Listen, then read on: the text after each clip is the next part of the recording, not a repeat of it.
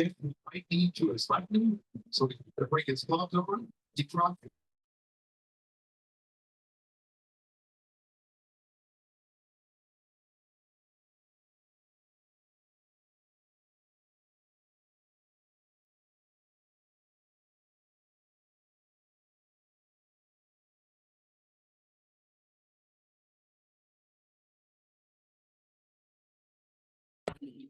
It used to be harder, actually.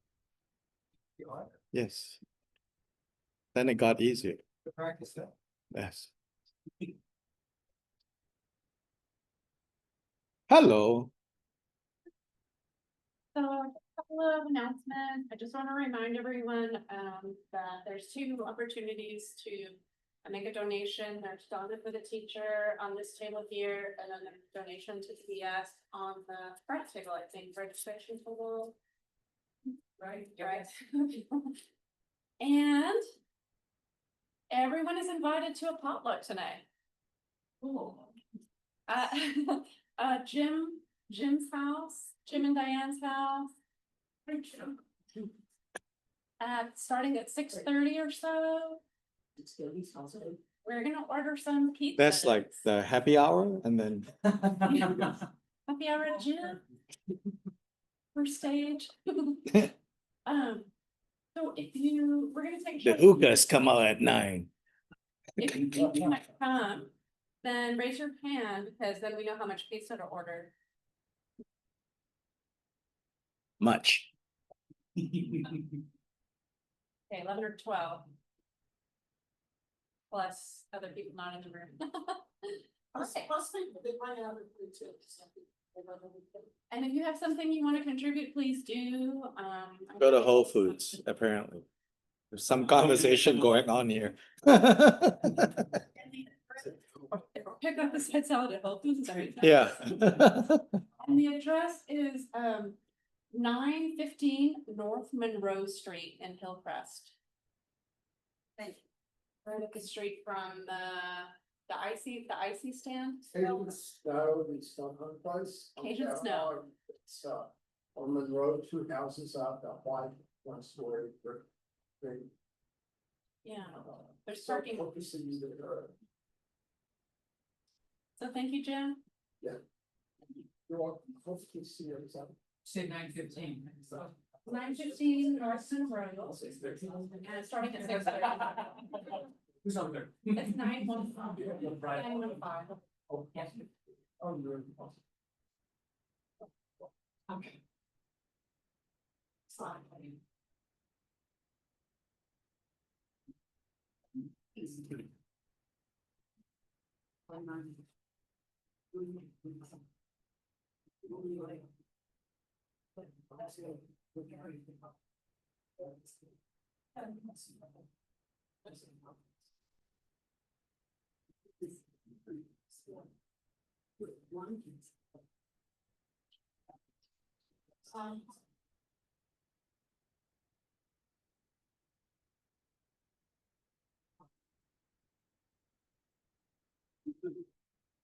So from this very famous text, The Way of the Bodhisattva, or translated as The Way of the Bodhisattva, more literally entering into the Bodhisattva's way, embarking on the Bodhisattva path. Sanskrit is Bodhicayavatara by Shantideva, this Indian Buddhist master from many, many years ago. Towards the end of this chapter called Diligence, I'll read you some of the verses from here. The verses from here kind of go back and forth between being at ease and relaxed and almost like paranoid and frenetic. I think it's deliberate. It's saying that given how extreme we can be, swinging from one end of the pendulum to another end of the pendulum.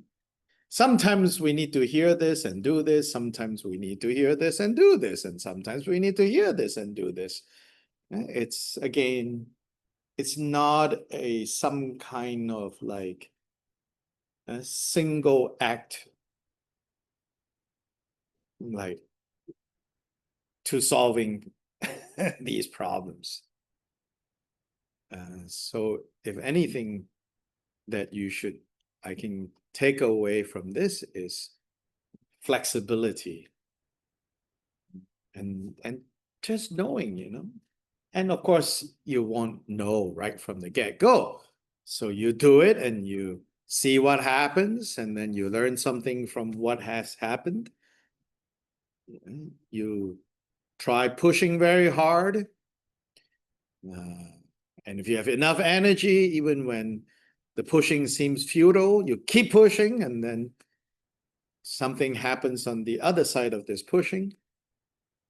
And you learn from that, which is no more pushing for a while.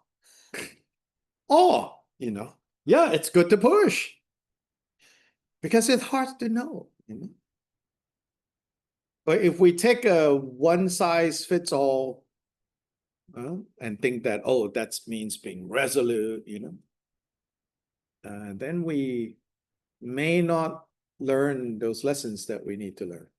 Yeah. So I think that's one way to understand why is he been schizophrenic here. So anyway, towards the end of that chapter on diligence, this pertains to how if a bodhisattva, if those who aspire to be Buddhists, is to progress along on this path, the training in building up diligence, which is defined in this chapter as joyful effort. So it's effort, but it's joyful. But what you're going to hear in the next few verses, you're like, that's not joyful. But the underlying point is that this virya, in Sanskrit virya, it's like vigor. It's vigor, it's joyful vigor. Even if sometimes it's necessary to scare the bejesus out of yourself to stay vigilant. The elephant, tormented by the noonday sun, imagine they're elephants, tormented by the noonday sun in Little Rock, will dive into the waters of a lake. And likewise, I must plunge into my work that I might bring it to completion. So actually, just like a herd of elephants would rush into a lake with lots of commotion and, almost the earth is shaking. I've never been close enough to a herd of elephants, but you can imagine, it feels like a mini earthquake. And it's so hot, and then they see this lake, and they rush into the lake. And likewise, I must plunge into my work that I might bring it to completion. Here is talking about the work of battling the afflictive emotions, the mental defilements. But in the next verse, if impaired by weakness or fatigue, I'll lay the work aside, the better to resume, and I will leave the task when it's complete, all avid for the work that's next to come. As much as you stampede into the lake to cool yourself down, there are also times where when you're impaired by weakness or fatigue, you lay aside the work and, I don't know, play your video games. I will leave the task when it's complete, all avid for the work that's next to come. So we need to know when to pull ourselves back and say, you know, as much as weight training is good, before I tear any muscles, it's time to rest so that you can accomplish the task at hand and not get derailed, and so that you can look forward to the next task. So very reasonable this. Now back to Bing. As seasoned fighters face the swords of enemies upon the battle line. So it starts off with a rather dire kind of situation to find yourself in, right? As seasoned fighters face the swords of enemies upon the battle line, I'll lightly dodge the weapons of defilement and strike my enemy upon the quick. So here there's a certain quality of lightness, swiftness, more the style of, you know, if you remember the movie, Crouching Tiger, Hidden Dragon, more like that rather than a Mike Tyson fight. I'll lightly dodge the weapons of defilement. If in the fray the soldier drops his sword, in fright he swiftly takes it up again. So likewise, if the arm of mindfulness, if the arm of attentiveness, if the arm of presence is lost, in fear of hell, I'll quickly get it back. Yeah, in fear of hell, I will quickly regain my presence of mind, my attention. Just as poison fills the body, borne on the current of the blood, you know, once poison has entered your blood, as quickly and necessary as your heart has to pump blood, it's also now spreading poison all over. So a very urgent image. Just as poison fills the body, born in the current of the blood, likewise evil, when it finds its chance, when it finds an entry point, will spread and permeate the mind. And so how quickly our minds, our thoughts get run over by doubts, suspicions, self-doubt, to persuade us, you know, not possible. Guard against that, watch against that. I will be like a frightened man, a brimming oil jar in his hand, and menaced by a swordsman, saying, "Spill one drop and you shall die."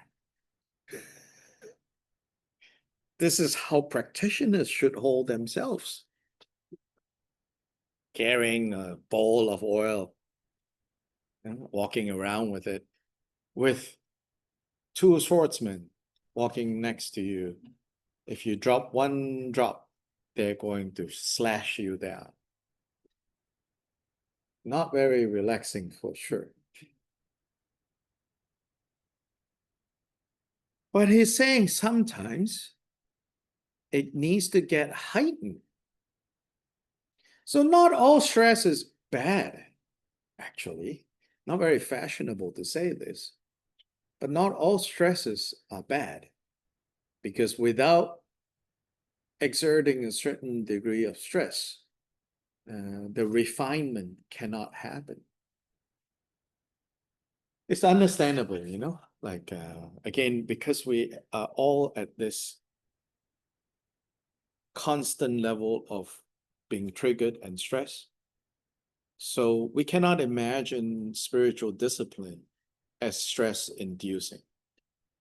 But if you objectively look at all writings on spiritual life, no matter what religious tradition, except for New Age, at least I said New Age spirituality. Except for that, probably. And across the board, spiritual discipline has always been understood as not like a, you know, a stroll in the park, right? That there are great challenges. And spirituality, it's first and foremost a discipline, more than a leisurely activity. So the imagery of, I think, war is often used, or warriorship at least, maybe not war outright, but that of a spiritual warrior, maybe less violent. We can think of it as I said, you know, athleticism. There is the I like to play soccer on weekends level of engaging soccer. There is the I like watching soccer on TV and placing bets. And then there is the I'm going to raise my daughter, hoping that she'll be on the national team. And then there is the son that is going to be trained as one as well. So there's a whole range of, right? But at the heart, they're talking about spiritual athletes. And any athlete, not that I know anything about being an athlete, I've heard, thus have I heard, the best athletes have those days where they say, I don't want to train. But then they have coaches, they have parents that will force them. It's no break. By the way, I think one of the most strenuous and least, considering how much commitment and fame that they get, swimmers. I don't know that you all know any swimmers on whatever level of professional. It's a real commitment. Not much glory, but every day, 365 days. People, football, all get breaks, you know, but and it's like the discipline is just unimaginable. And Shantideva is actually talking about that. If you fully take this book, you know, it's addressed to this kind of spiritual athletes, but not to say that we can't get something out of this if we are not at that level of competitiveness. We take what we can, you know, but my main point is like, don't just think of spirituality as, you know, how to not be stressed. There's the kind of stress that will help you grow, and we should not fear that. There's the kind of stress that is just pointless. And most of the time, we are occupied with stresses that are pointless, that don't lead anywhere except to wear you down. But in this case, I will be like a frightened man, a brimming oil jar in his hand, and menaced by a swordsman saying, spill one drop and you shall die. This is how practitioners should hold themselves. Just as a man would swiftly stand if in his lap a serpent were to glide. If sleep and lethargy beset me, I will speedily repulse them. There's a Zen saying that you should wake up in the morning as if in the moment of waking up to discover a tiger has jumped in your bed. That kind of vigor. Hop out of bed and, head to your coffee machine. Every time then that I fail, I will reprove and chide myself, thinking long that by whatever means such faults in future shall no more occur. Bad, bad, bad boy. Seems to be saying that,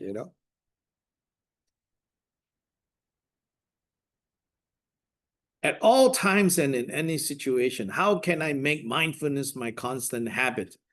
Thinking thus, I will desire to meet with teachers and fulfill the proper tasks. To meet with people that will inspire me to keep attentiveness, to keep presence of mind as my constant habit. By all means, then, before I start some work that I might have the strength sufficient to the task, I will recall the teachings upon carefulness, the teachings about carefulness, and lightly rise to what is to be done. Again, this contrast, dead serious, but lightly rise to what is to be done. And the last verse, just as flaxen threads waft to and fro, impelled by every breath of wind, so all I do will be achieved, controlled by movements of a joyful heart. And then it comes back to this very light, even the imagery here, just like flaxen threads waft to and fro, impelled by every breath of wind. So all I do will be achieved when controlled by movements of a joyful heart. It goes back and forth and back and forth. And from something like this, I think if we really pay attention to what it's saying, then it's saying the task at hand, sometimes you have to push, sometimes you have to yield, sometimes you can't give up, sometimes you should just move aside. There is no one way. It's flexibility. And from that, we have to, most importantly, act.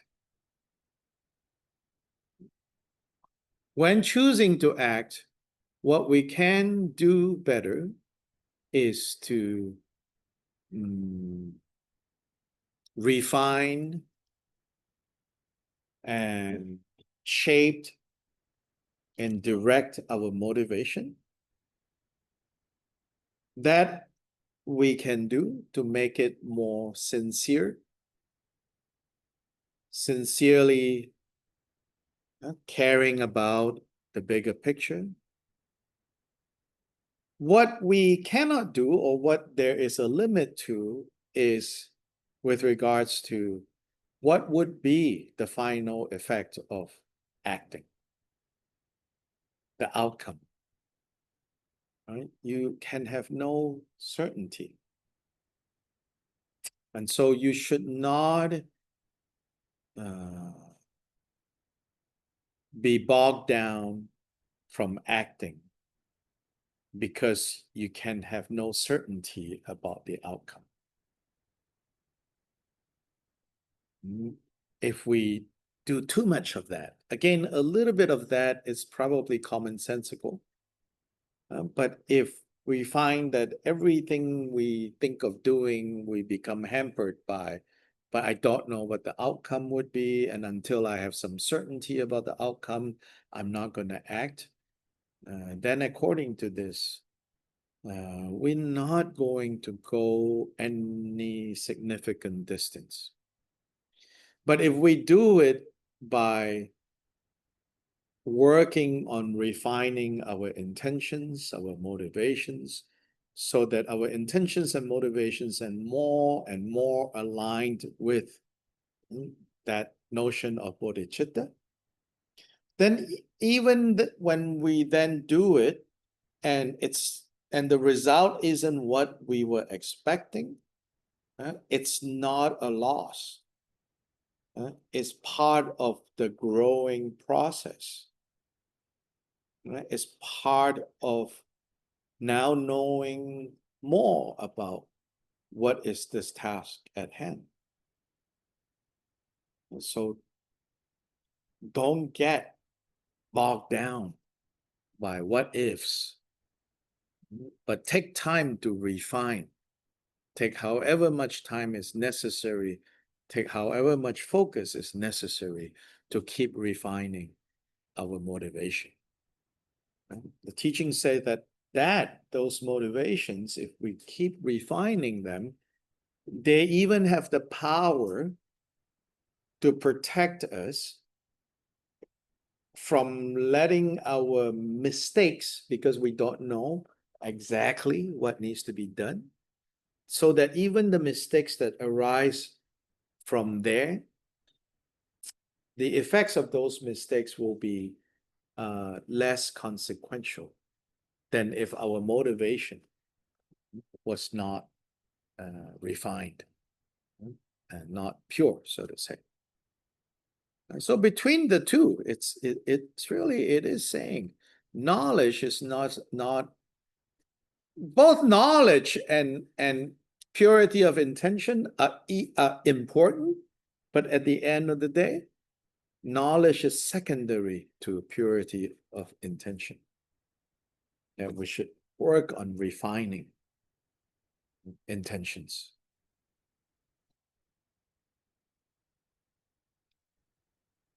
Intentions then provide attention. Attention then translates to action. Then action brings result. And that's connecting this to karmic causality. And the quality of karmic acts depend on intention. So the more we refine our intentions, the sincerity of heart, the more we cultivate bodhicitta, then the more direction our attention will have, as in direction towards happiness and away from suffering.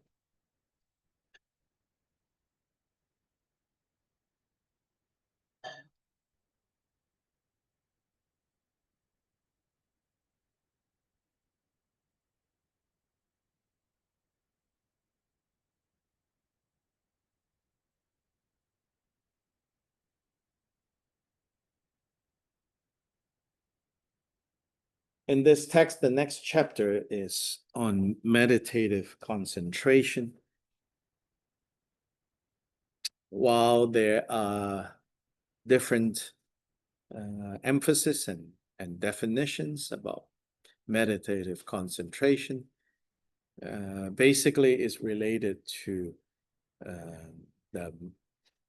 the inner resolve to be resolute and therefore to achieve a steadiness of the heart, how to steady the heart so that when things get stirred up, and things can get stirred up, but there is a more basic level of being that need not let the things that have been stirred up take over. There can be a certain level of sometimes what's called witnessing, that you can stay at that level even as chaos temporarily, arises. So that takes us to that question about this notion of viewing experiences, viewing phenomena, viewing what we might otherwise just call life and what happens in life, with the attitude, with the understanding that all experiences have this dreamlike quality, have this magician's illusion like quality, or as I like to say, has this movie like quality. Just as when we're watching movies, when we're watching good movies, on some basic level, even no matter how good and how realistic they are, right? On some very basic level, we never forget, it's not real. But in the midst of the not realness, real enough emotions can be evoked. And you can even, we could say, savor those emotions. India has developed a pretty kind of sophisticated analysis of savoring the emotions. It's called rasa. Rasa is the flavor, literally, rasa, flavor, and therefore to savor emotions. So in India's field of the dramatic arts, drama, dance, so like in the dance tradition, they say there are 9 basic moods and that a dancer, an accomplished dancer should have an ability to produce 9 basic moods in the spectators. Then when these moods are effectively presented, almost like food, right, to the audience, then the audience savors these emotions. And so then there's a subtle difference between the emotion itself that the dancer or the performer or the actor effectively draws out of you, and then how you savor it. Yeah. Anyway, I don't know much beyond that. But it gives, some subtlety to what we just, normally just think, oh, well, that was a feeling. Say, oh, no, what is being evoked is an emotion, and what is being tasted is something else. It says, like, I think one example I remember they use is there is the dancer exhibiting and therefore drawing out the heroic mode. The heroic mode is one of the moods, the heroic mood. And the heroic mood is then savored as bravery. Like when you taste that, you taste the taste of bravery. Subtle differences there. Right? But anyway, for our purposes, I think what we learned from this kind of looking at emotions and reactions to emotions, right? It's noticing how what we previously think of as a single event evoking a single response from us is actually much more complex. It's a number of factors coming together so that when you further analyze it, you'll say, oh, it's not just watching a hero being heroic, but why I'm even enjoying this mood that has been conjured is I'm enjoying it as bravery. So from there, and if you look at this more closely, then we begin to understand that what we have previously kind of lazily and kind of expediently considered to be some one solid thing, one happening, is actually, right, a composite. And seeing this composite nature of an experience, a thing, a situation, is the beginning of seeing the space in between, the space that it is occurring, the spaciousness where all of this takes place, and the momentary nature of what is taking place. And so that's what the Buddha meant by the dreamlike quality, the magician's illusion-like quality. It doesn't mean that there is no pain going on. It doesn't mean that there's no suffering going on. So almost you could say pain is the mood, how it's experienced, how it's savored is suffering. Yeah, so pain and suffering comes together so closely, often we think they are interchangeable. But in this understanding or analysis where you are zooming in further, rather than just ouch, you lean into this ouch, you will see that there are two parts. There is pain, there is resistance, there is suffering. So then you begin to see again and again. So this is the training. Again and again, you want to see the composite nature of the experience. And once you see the composite and the compounded nature of experience, and here it's maybe requires faith, it says kind of boldly, the Buddha just declares. So it's one case where I think you're like, wait, can you explain that? But he just boldly declares, he says, as the mind is uncompounded, the mind doesn't have sides and parts to it.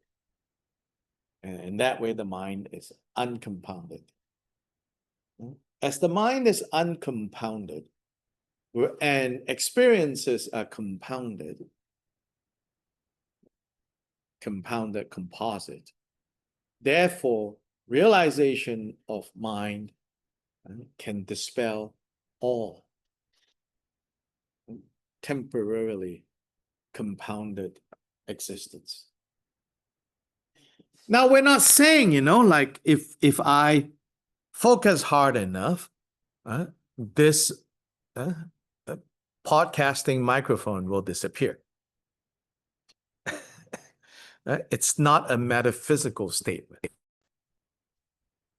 Or magical statement.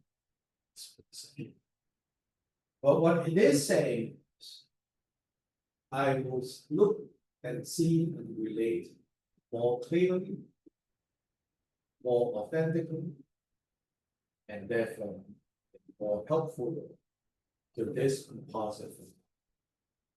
When I see space that it occupies, I see the space that is in it, within.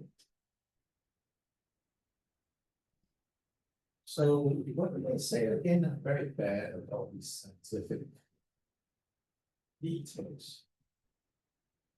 So you have a molecule, which is a combination of atoms. They have gone more since I've been in from atoms, all little tiny creatures have been discovered. Whatever those tiny creatures, those forms, apparently the relative space between one and the other, let's all put in, is bigger than the space between Earth and Moon. So is there a lot of space or not enough space? Well, depends on, right? Yeah, depends on how big you think you are.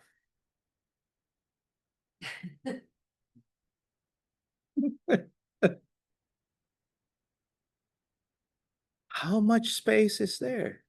Well, depends.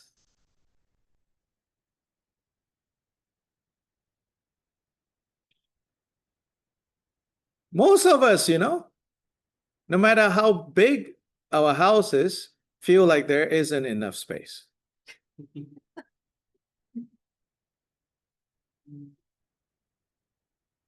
Yes. About space, is it dimensional, is it a temporal element? Here it's dimensional. But since it's the mind that engages it as a subject, it becomes temporal. Becomes what? Temporal.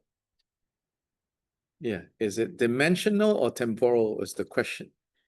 Or both. So it's both in that way. Yeah. What is being talked about is a dimensional aspect. But since the mind is engaged on this, yeah, then it's also temporal. I just saw a video Uh-huh. of Nelson Isom talking about space between the atoms and saying that Uh-huh. if all humanity, we took all of humanity and took the space between atomic particles, we could all fit in a sugar cube. Uh-huh. Refined or not non-refined sugar? That makes all the difference.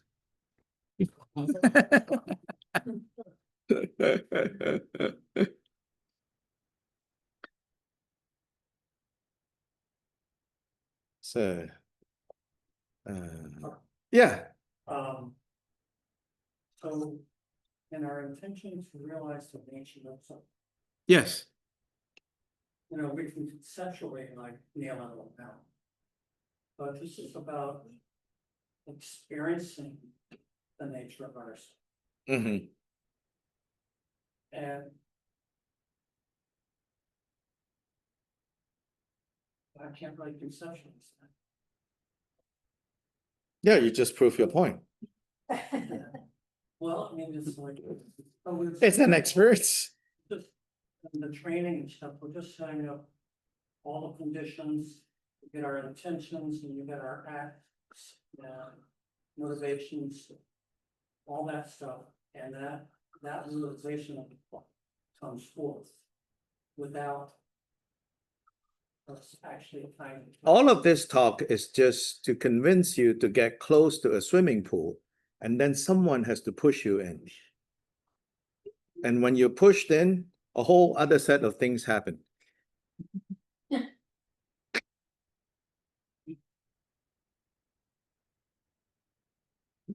The purpose to all this theorizing, to all this seemingly logical and satisfying explanation, is just to entice you to get closer to the swimming pool.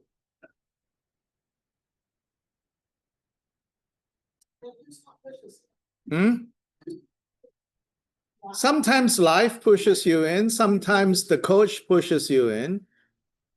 In either case, you get in, you get wet, then you understand what wetness is. You understand the feeling of drowning, and lucky enough, hopefully you understand how floating also feels. Then that's when it enters the heart.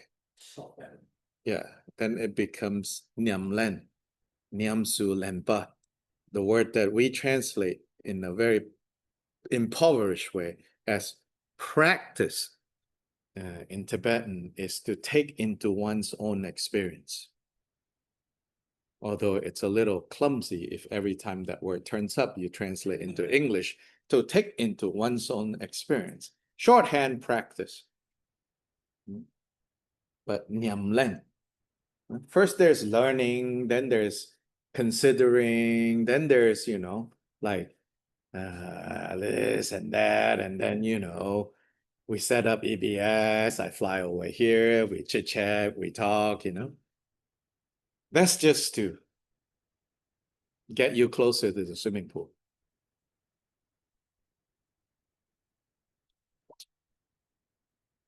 Say that in this process, one can get flashes of this. Or is this Which process? all or nothing, Which process? realizing the nature of stuff. This puts them like you can, and, this, maybe the was beginning stages of goodness. Oh, there's layers and layers and layers and So layers. you get actually a little bit of feedback. Yeah, and then you forget, Flashes. and then you forget, and then you go back to business as usual. And then if you're lucky enough, something bad really happens. So the teacher can splash you from the pool once in a while. Yeah, All of the ditch instead of pool. yeah. Other kids, horsing around, accidentally push you in.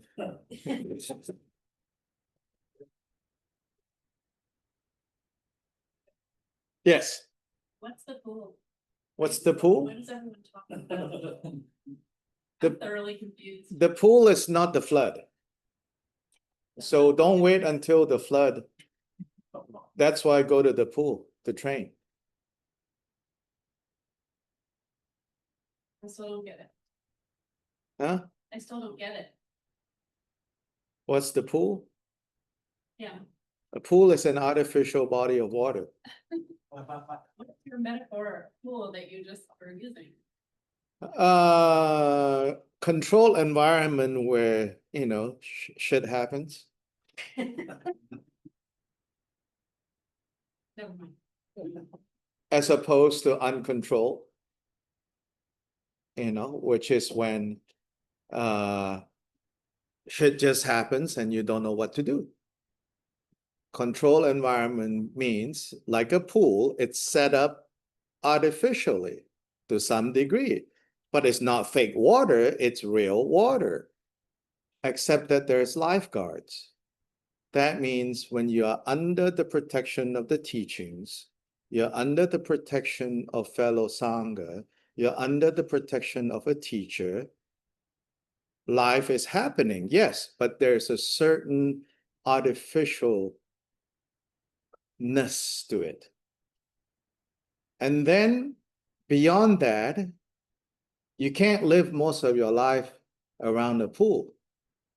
You just have to go forth. And when you go forth, it could be the flood. It could be the hurricane. It could be in the middle of an ocean. And that you have to count on yourself. Could this be a divorce or the death of a loved one or something? It's both the same as in the water. But then if the divorce is happening when you have support around you, that is the equivalent of the so-called pool. And because it's artificially built for people to play. But it's still water, And sometimes people drown in the pool. Like when we practice meditation here on, Wednesdays or whatever class, this is a nice, quiet, Yeah, beautiful room. control. When you're out in traffic or when Yeah. something crap happens, it's tough to realize, Yes, to stop your spiraling thoughts or whatever and Right. realize, hey, I have teachings that I can use. yes. Right now, this is what I've been practicing. And in the old days, it's not just Dharma centers. Most people who practice Dharma actually live in a community. Then the pool becomes more effective rather than once a week going to the pool. You have people pushing your buttons. Not because they were designed to push your buttons even, just them being around. You know? And that's by design in that bigger sense, not in the sense of, a whole cadre of people being paid to, train you. But then our circumstance now is different. At most, you come 3 times, and that's a big commitment. So most of the time we're out in the creeks and streams and, yeah, bathtub, more creeks and streams, and most of the time we are there, we don't have a lot of pool time. But nonetheless, the analogy is pointing to how there is the training, like at this point, is mostly the talk that gets you closer to a pool. And in the pool, there's still control and safety, lifeguarding, other people. Chances of drowning, not so great. But then there is just life. That's the creeks and then you never know, you camp next to a creek and then a storm comes and you're taken with it. My friends in Bhutan say, never set up camp next to a creek. Yeah. This is when the big hurricane was happening in North Carolina. The Bhutanese actually have a term, they call it Dikchu, which translates to demonic rivers. And they say, as kids, when they go hiking, camping, old people always said, as attractive as it is to set up camp next to a creek, next to a river, don't ever do that. Because of the terrain of Bhutan and monsoons and mountainous regions, little creeks can suddenly turn into a big weapon. Anyway, metaphors. Yeah. Something that you create, or is it something that you discover? It's a matter of language, right? It's a matter of how we conceptualize. And sometimes it's helpful to conceptualize creating space, and sometimes it's helpful to conceptualize discovering space. Is part of the reason we want to try to discover or create is to slow down our rate of attachment. Well, you could say that. Yeah, you could say that. And the answer of like, sometimes it's creating and sometimes it's discovering. It's related to how earlier I said, sometimes I will speak of the path and the methods of the path as a strategy that you adopt.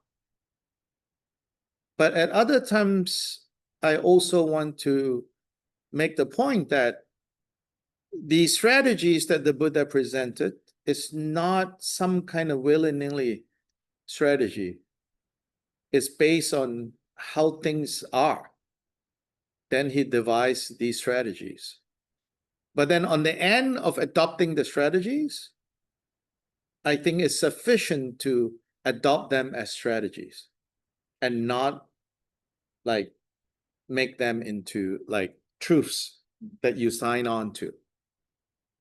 Because it's not helpful if you make them truths that you sign on to. Then it's back to, the religious tradition that maybe you left behind, which is about, do you sign on to this or not? Like working or not working depends on, do you believe this or not?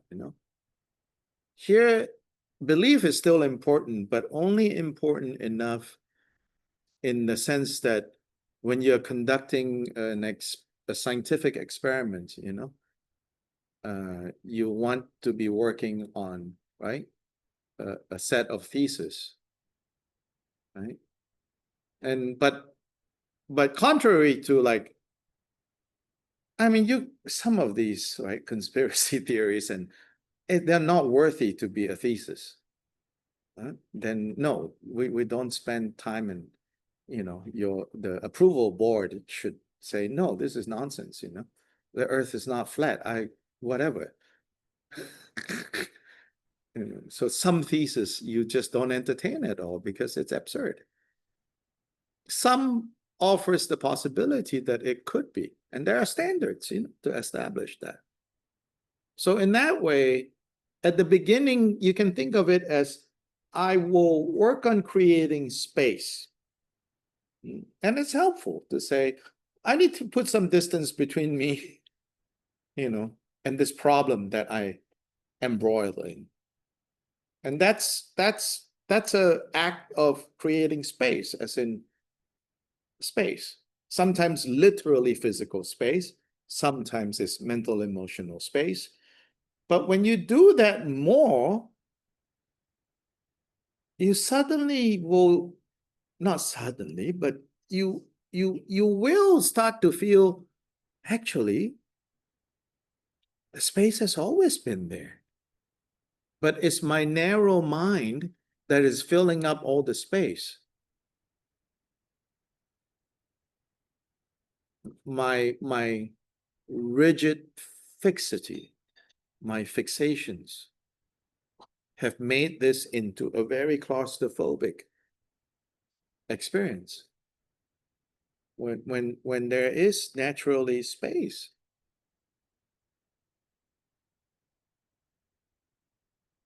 Yes. When I first started meditating, being absolutely certain that I would never have time to meditate.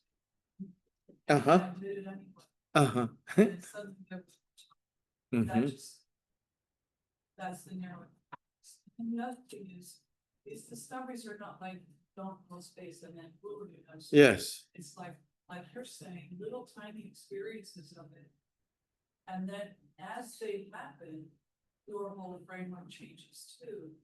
So it's not like you go from nothing, from 0 to 60, you go from 0 to 1, and then when you're at 1, it's a different world, right? So I think it's this discussion is like hard to follow if you think. Like driving the pool is not necessarily a good analogy because it happens, you know, it's a one-shot thing as opposed to. I don't know but. I just want to second what you just said about discover the space of small doses, and then you discover a little bit, there's a different world. Yeah, all this is just language. But it's one mode that we have. So we use it. But we use it knowing what the limits of language is, and not try to find salvation in language. So when you're teaching people meditating, you don't say discover space, say see for 5 minutes a day. Yes. And then they do that. And then they are making space. Yes. And there's a making part. But eventually, it feels different. It's more discovering. Yeah.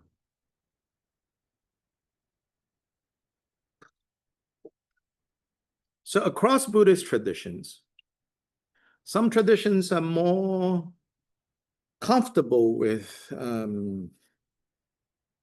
using language of building things up. And some traditions are more comfortable with the language of letting things be.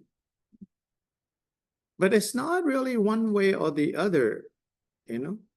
It's whatever the situation requires, and knowing the limitations again of words and concepts. But then words and concepts is what we have for communication. So we try. And even as we try and even as we succeed, we also know it's a limited success. One of the Tibetan Buddhist teachers like to quote this ancient Tibetan master, Jigme Lingpa. I saw the Tanka has Jigme Lingpa on one corner. Jigme Lingpa apparently said, although I don't know what the Tibetan is,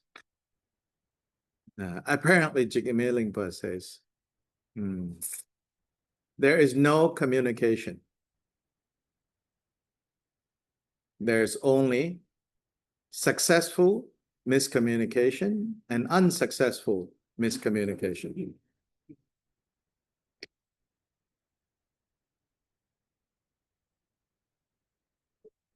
I don't know what that means. It's just cute.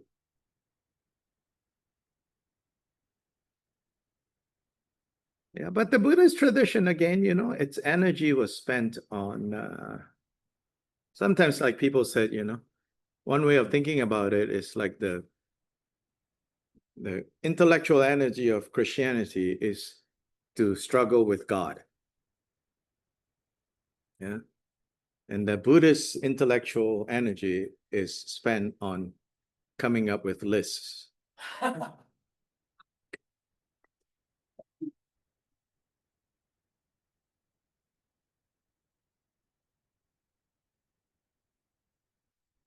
In the context of Chinese Buddhism, there's a collection that is like the formal canon.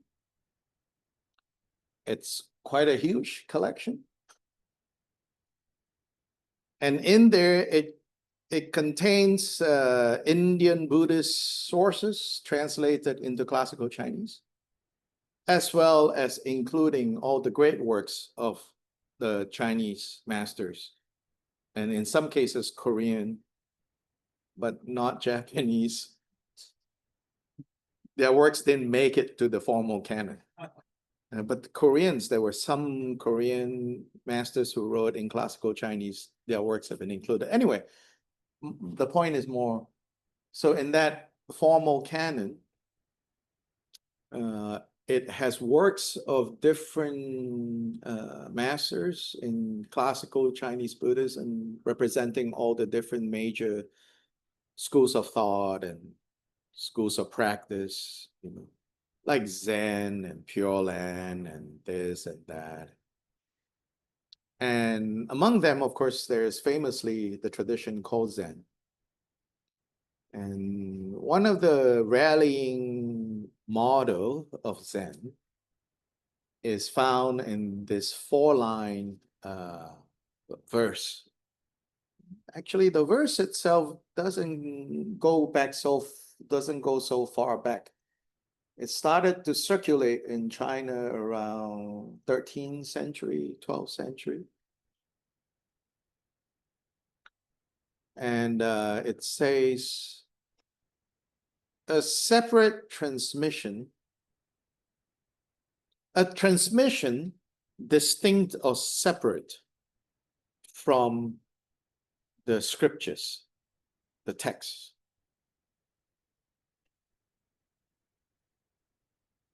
Not establishing itself through words and phrases.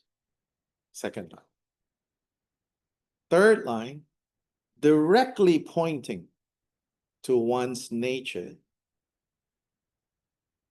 Fourth line, seeing that nature and attaining Buddhahood. And so that's like its, you know, claim to fame, right? A transmission, a stream of transmission that is distinct from the classical scriptures, the text, the canon, not set up, not established through words and phrases. But if you took all the words and phrases of all the other traditions in China and put them all together, they constitute less than 10% of all the words and phrases that the Zen tradition has produced.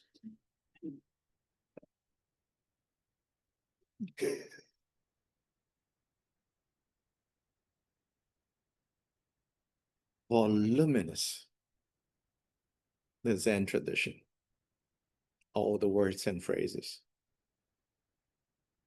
Some of the most heady people I've ever met in my life are American Zen practitioners. Sorry if you're one of them. It's a compliment in any case.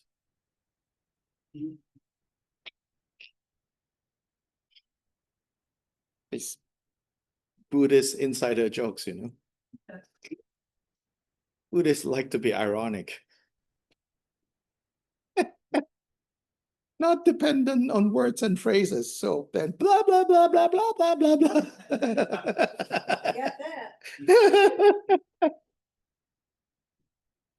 I mean, joking aside, and you know, it is a kind of like, it doesn't mean therefore, and so going back to dreamlike illusion like doesn't lead to the conclusion that cause and effect has no power. In fact, everything takes place because of the unmistaken workings of cause and effect.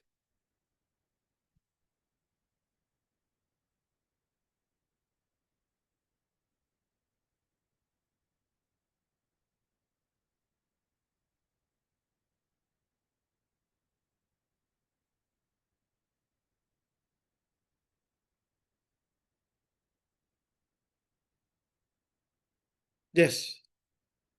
As I understand it, things are pretty much precisely because they arise through the cause of that, but they're not. Yeah, that's one kind of implication of dreamlike. So when they say dreamlike, and when they say it's like a magician's illusion, like, right? So really, I think they again, you know, to update this metaphor. It's movie like a movie, like the people, the actors are real enough, the locations are real enough, the stories are real enough, but nobody actually died. Nobody was actually born, you know, in the context of this movie. But nonetheless, we experience birth, we experience death while watching this movie. So we are to relate to our real life in the same way.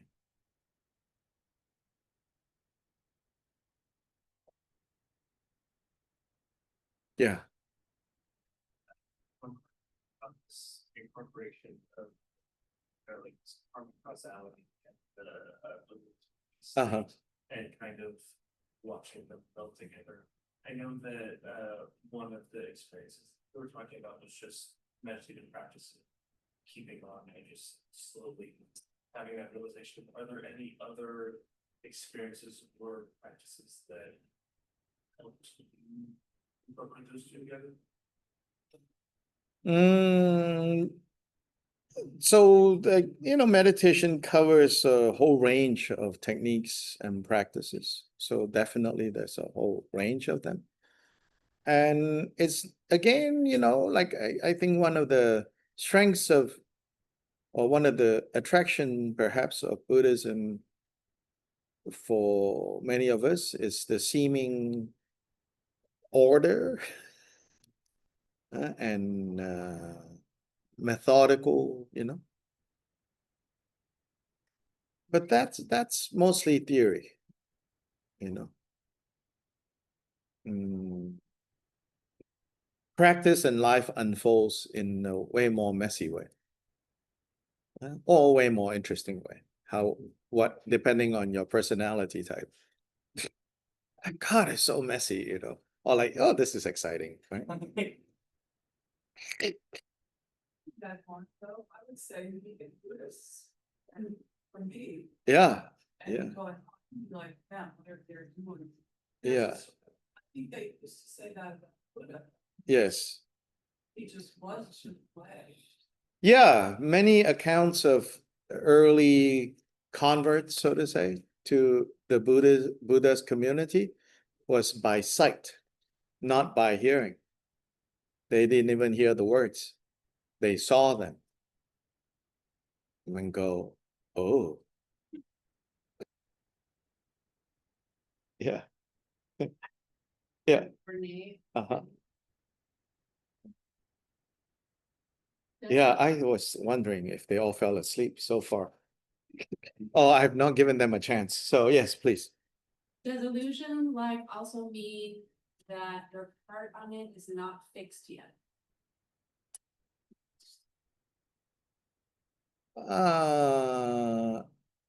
What would your part in it is fixed already?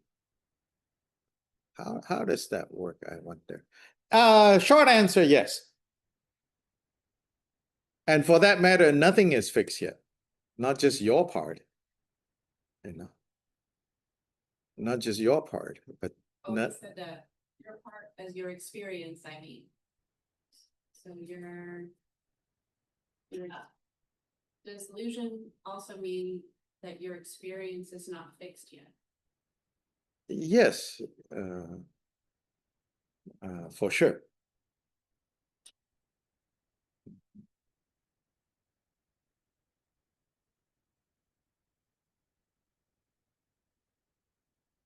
I find when I try to go to this place, Yeah.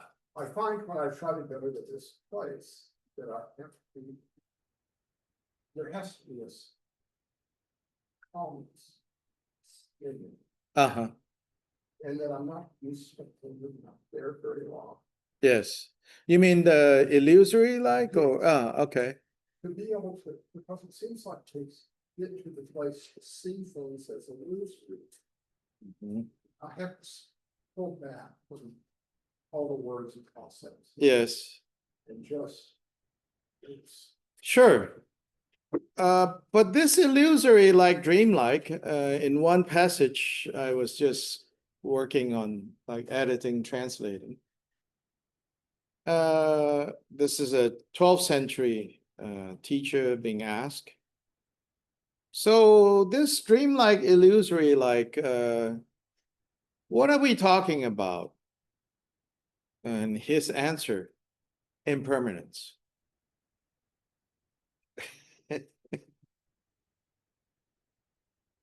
So before we get too carried away and try to tease out too many meanings from dreamlike, illusory, like movie like, this question and answer takes us back to something more basic. It's impermanence, the felt sense of impermanence. I guess you could say the rasa. This, how do you savor this experience of impermanence? It is savored as uncertainty.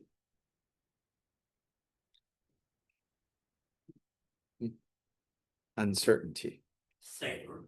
Yeah. Savored, rasa. Yeah. Yeah, that's the sixth taste, right? The seventh is uncertainty. Yes. Yeah.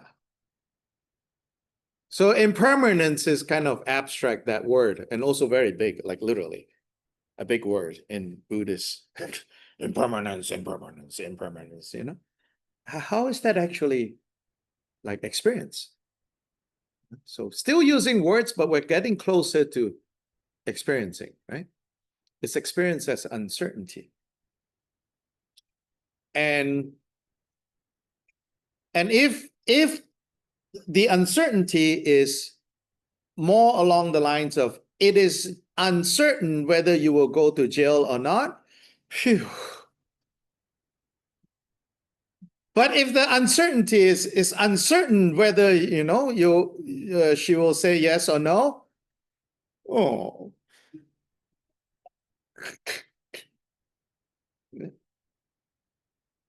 In that uncertainty is neutral, actually. But it's uncertain. It's not sure. Right? So what do we do with this aftertaste of uncertainty that lingers? How do we steady our heart when the flavor is uncertain? Let's ground, to be ground. Yeah. That's, to me, always, that's what the illusion is that we see everything through this dream of like, things are solid, Yes. things are gonna remain stable until whatever, and that things don't actually disappear when I turn my back and recent my experience is that the actual really disappears. Mm-hmm. But in my mind, it's still there, but I don't really have any direct knowledge of that. Mm-hmm. And I tend somewhere down in the depths, I know that. So I work very hard to make that gap as stable. As I Yes. can. And it's always like sticking your tent in the middle of the river, you know, Yeah. it's like, everything's moving, we're trying to. So the illusion is that there's stability and that ground to Mm-hmm. pitch your tent. Anyway, to me, that's what the illusion is, Mm-hmm. that we're always working. But there's a lot of uncertainty in all this tasting. Yes. Impermanence. So knowing impermanence and not forgetting impermanence. It's just how things are. Chogyam Trungpa has this way of putting it, right? It says, bad news, you're falling. Good news, there's no ground.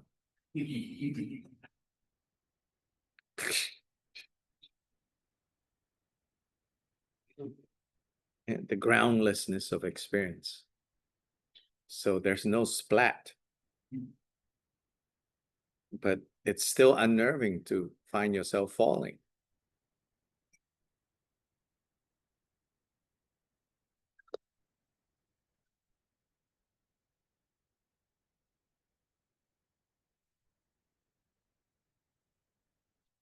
If you tease that one a little further,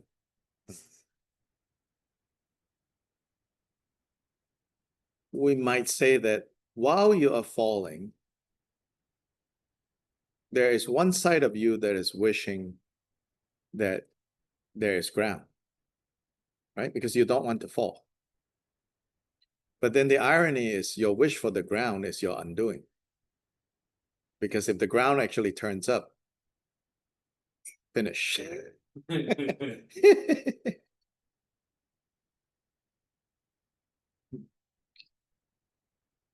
So what does that mean? I don't know. Chew on it. Savor it.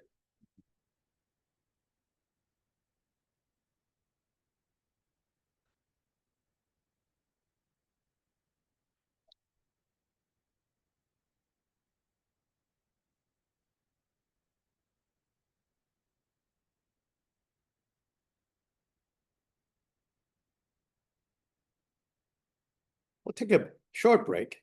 It's 3:50. We'll take a short break and then we'll come back for a short session. A meditation session now that the carbs have been mostly burnt off. Well,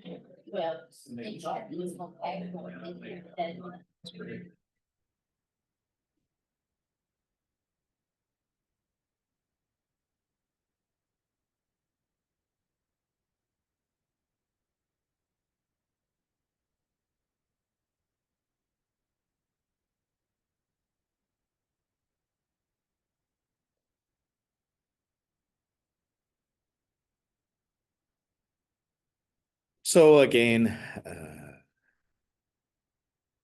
gently at your own pace.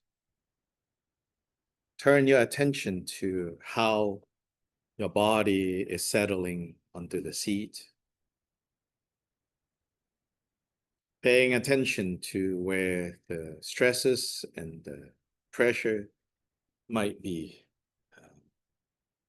taking place that maybe normally you don't notice. But just because you don't notice doesn't mean the body is not registering the stress, the tension. So take time. Give yourself time as part of the activity of paying attention, skillful attention.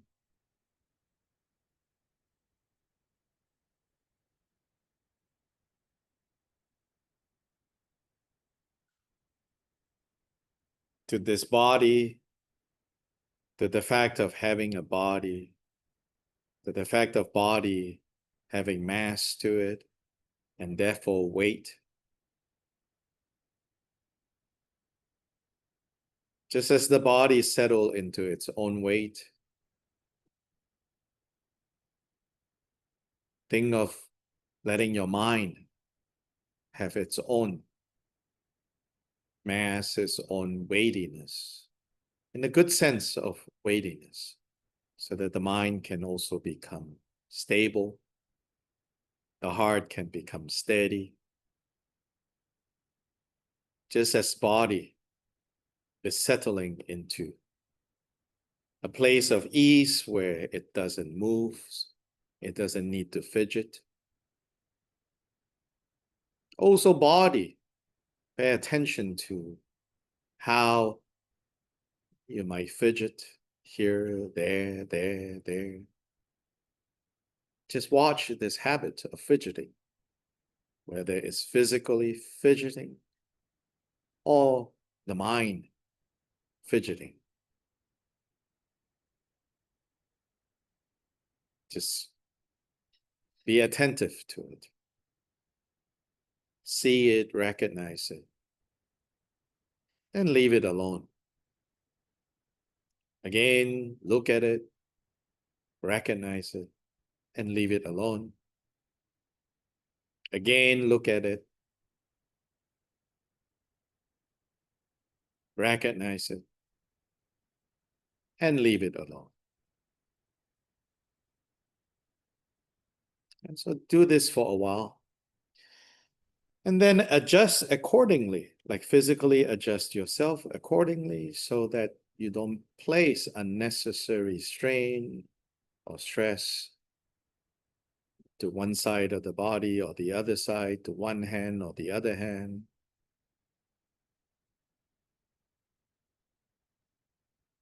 And at a certain point, you can turn your attention to your face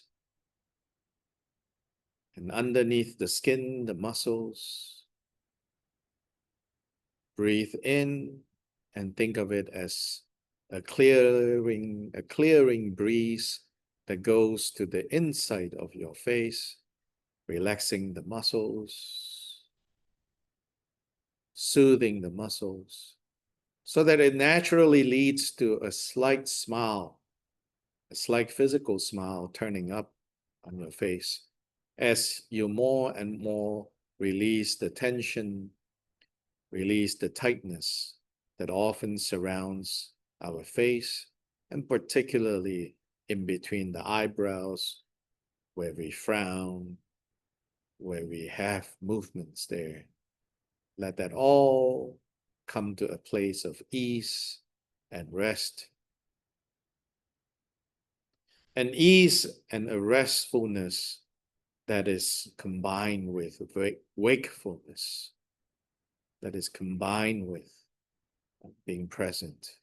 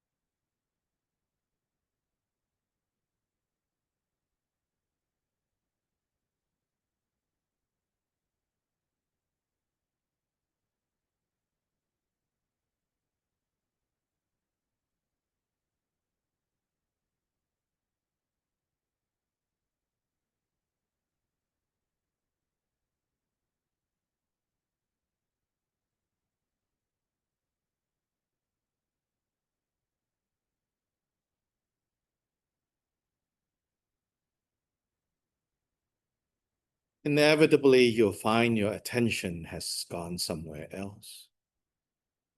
Don't make that a problem. See that as something that is beneficial, in fact. The benefit or the advantage being in the fact that you are able to lead it back to here. And this activity of leading your attention back to the seat, back to this body, back to this mind, is training in the ability to work with the mind.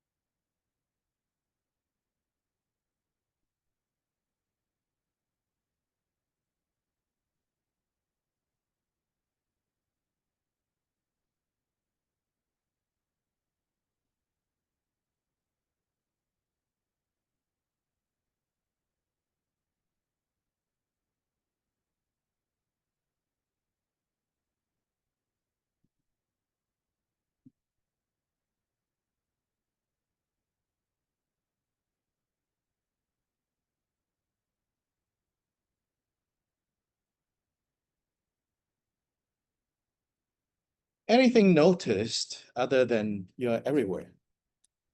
So the all pervasive aspect of mind is quite clear.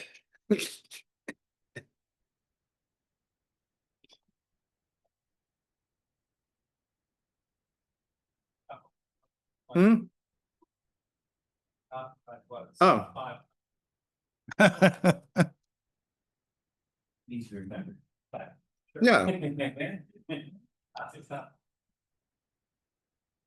Now you're getting it.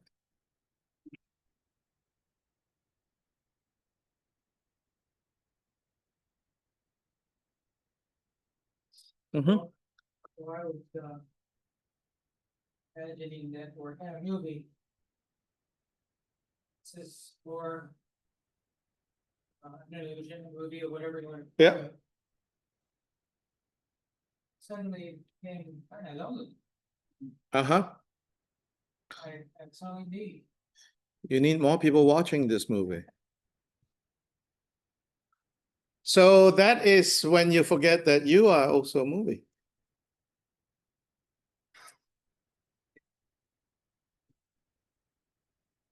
I don't know if that would make me. It's okay.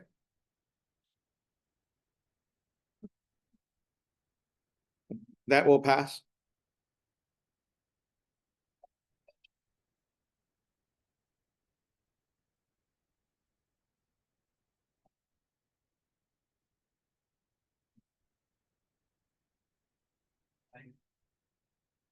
When you were initially starting the session, talking about like the proceeds. Yeah. Letting it pass.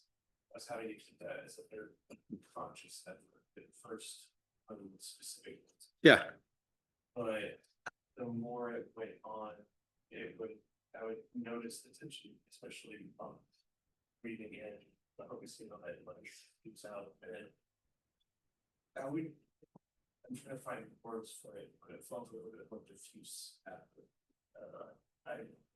It might be that I'm slightly out of self, where since the focus really kind of detached from the bottom of it. Uh-huh.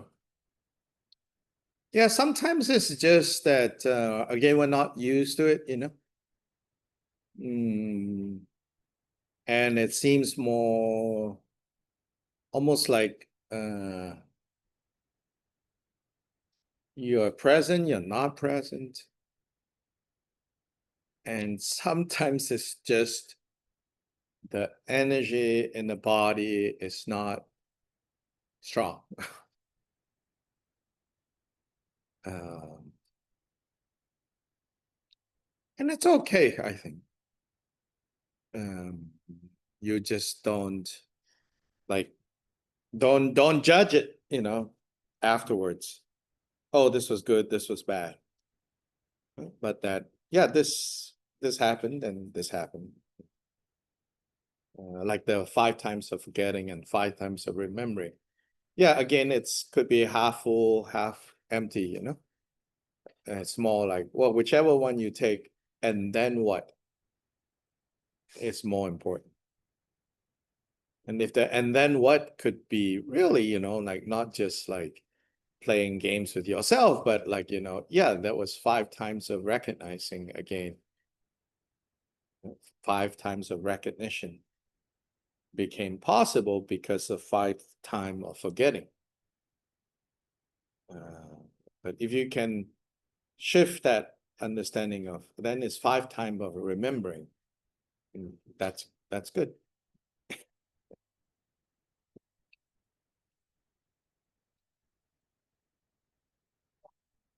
Now,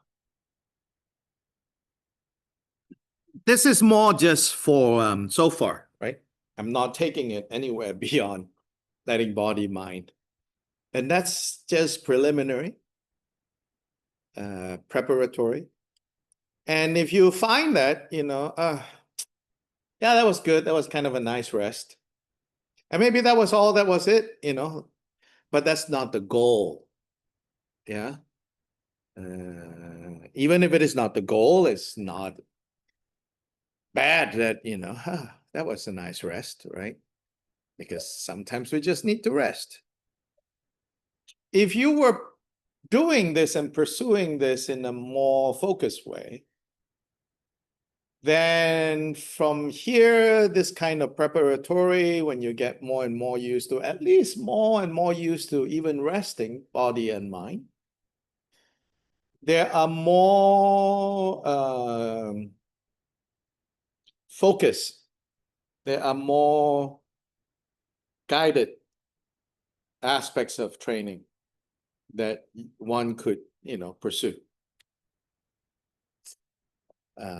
Such as if you follow the 16 steps of mindfulness of breath, then, guiding yourself or being guided through those 16 stages, developing like picking up and putting it down, picking up, putting it down. There's a certain rhythm to that 16 steps. So that's one way of training.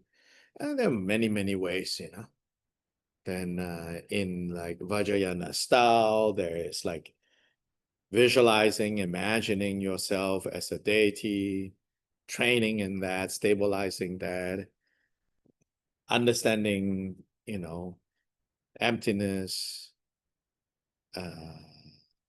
understanding clarity aspect of mind.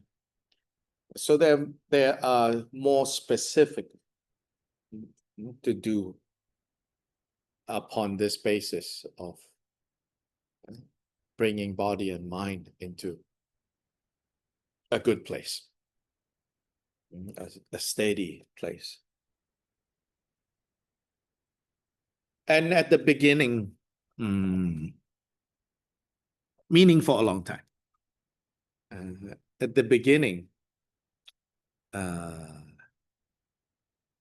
it's allowing yourself to get used to, not needing to have an agenda beyond let body and mind be in the same place at rest.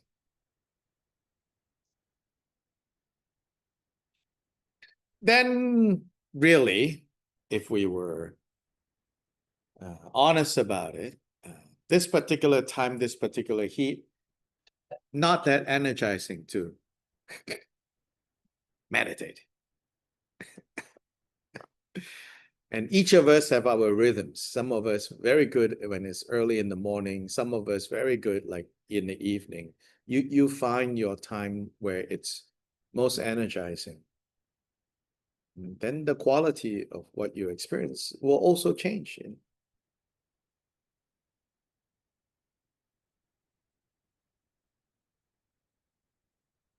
Then if you follow the very simple but very thorough way, if you're familiar with this text called the 7-point mind training, in that tradition, the main formal meditation sessions are in the 2nd point of mind training, where there are 10 lines. And it begins with first, again, using breath. And in that tradition is counting breath to 21 times as a way of gauging how stable is mind. Can mind remain stable and focus for 21 breaths without being distracted? And that's a way of gauging like, okay, it has the ability now. It can stay for 21 moments, 21 breaths without wandering off. And then it begins to give like one-liners, right, that you work with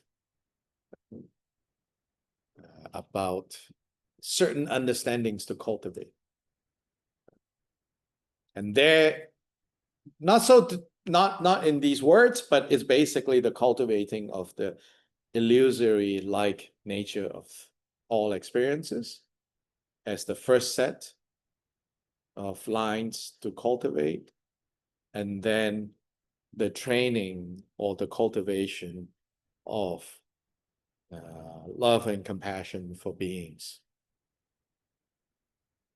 So there are different methods that you can train in. to go beyond letting body and mind rest. But that's a good start. Because it cannot be, like that's the point. Right? But it's a good exercise to train in because of how we are right now. How we are right now is we get very restless,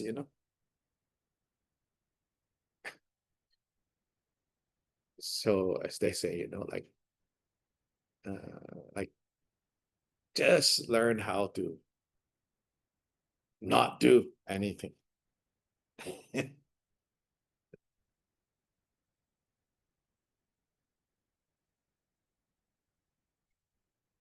In the end, right?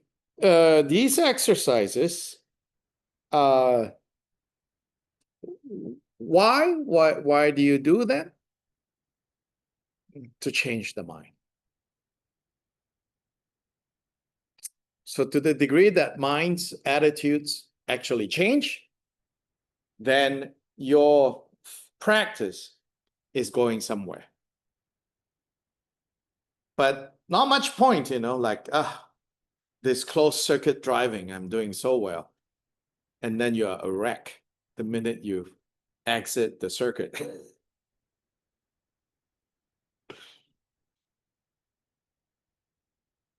So the everyday life part, is still where the real application is. Yeah. Like in one of Pema Chodron's books, Uh-huh. she said, what really stuck out to me, she says, no matter how much I meditate, no matter how long I sit, when I fall down the stairs, it still hurts. Yes. But, and this is me paraphrasing now, is that, that gravity, that darn gravity again. Changes the way you relate to Yes. that situation. If you aren't mad at the stairs and mad at your clumsy self, it hurts less. Mhm. A little bit. It's not the second arrow.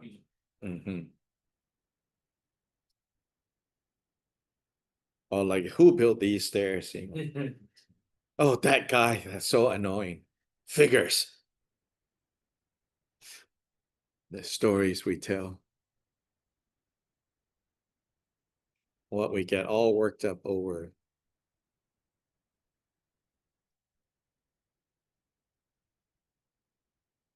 So again, all these teachings is to take us closer to the training. Then the training is to train us to know better what to do when you're outside of the training room.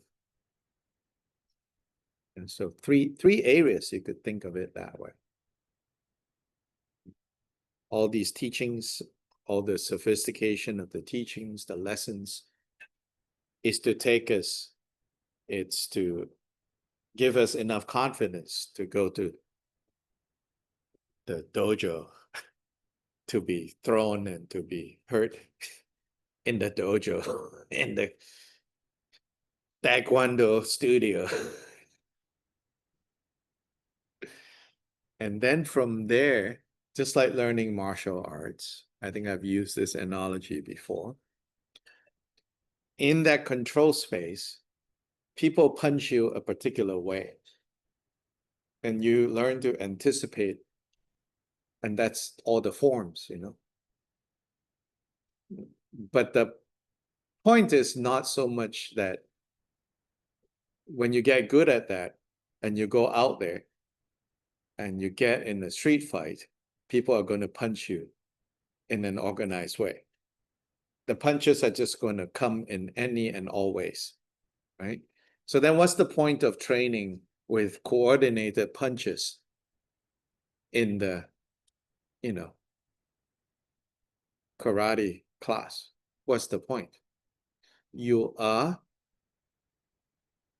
training certain muscles and reflexes that are artificially, the blows are coming artificially, in the context of sparring.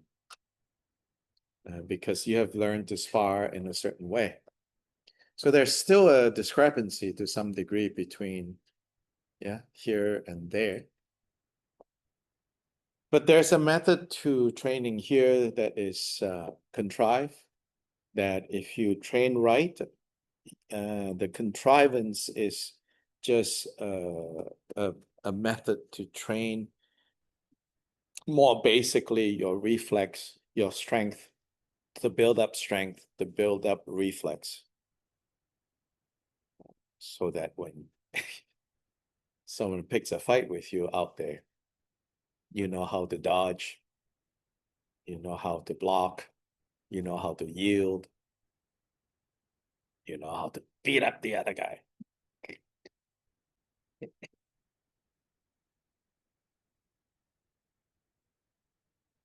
It's 5 o'clock. There are people and pets waiting for you. And party. So we should end with these recitations called dedication prayers on page 3. Just the first 2, actually. The 8 verses, tomorrow maybe we will talk about that. It's the first 2. It's just very short. So the idea here is you come a full circle. We started off with the motivation called bodhicitta, and dedication is actually a form of training in bodhicitta, except it's done at the end. Here it basically says, and therefore all the good, all the virtues, all the merit that I have gained or accumulated, acquired today, I dedicate this to the happiness of all beings, the freedom of suffering of all beings.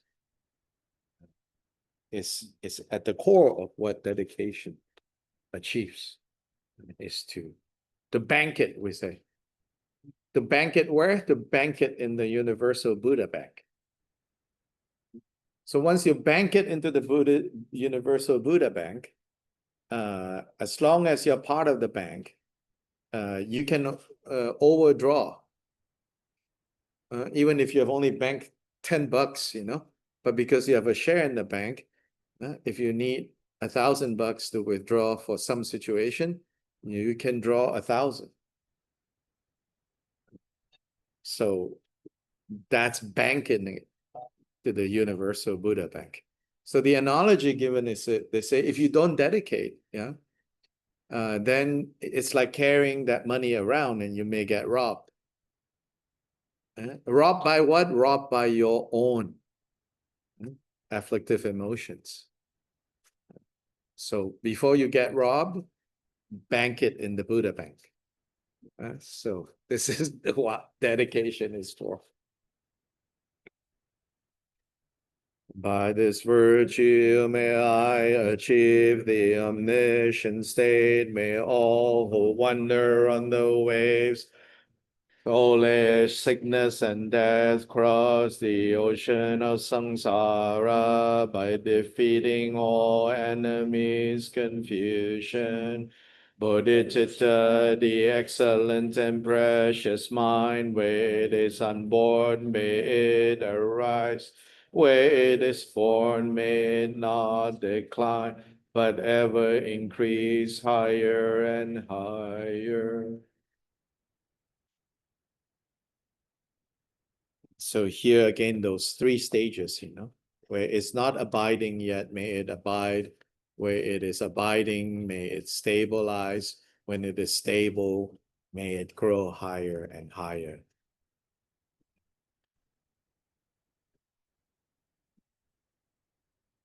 Okay.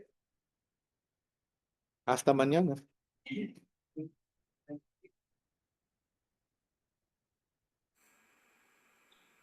Thank you. Thank you. Tata, bye-bye. Yeah. Thank you. Thanks for staying awake. You. Takes more effort when you're Zoom to stay awake because what do you know? Thank you. Gracias.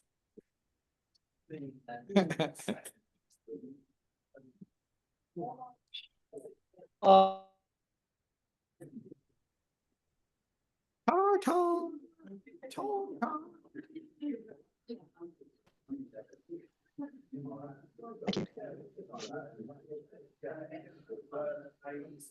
thank you so much. Thank you for that view, Melissa. We